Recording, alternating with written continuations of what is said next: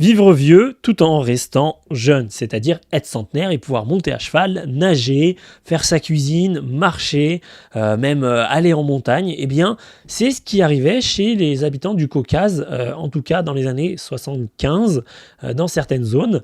Et Alexander Leaf, il explique cela, bah voilà, il mangeait bien, il faisait tout bien. Et il y a plein d'anecdotes dans ce livre qui racontent voilà, des centenaires qui sont en pleine forme, qui se sentent jeunes. Même, vous savez, ils se mariaient à partir de 40 ans ou 60 ans même. Les femmes faisaient parfois des enfants jusqu'à 50 ans. C'est des populations qui vivaient longtemps. Mais aujourd'hui, c'est plus forcément le cas. J'y suis allé par mes propres moyens. C'est que je suis allé vérifier par moi-même dans ces montagnes et ce que j'ai découvert est très intéressant. C'est ce qu'ils me racontaient tous.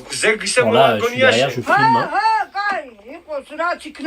Ce qu'ils me racontaient, c'est qu'aujourd'hui, bah, les gens sont comme nous, en fait, à 60 ans, ils commencent à être vieux, mais que 20 ans auparavant, à 60 ans, vous étiez encore jeune, et que vivre 100 ans, c'était normal, et que la plupart des gens vivaient beaucoup plus longtemps en étant beaucoup plus en forme, sans problème de santé.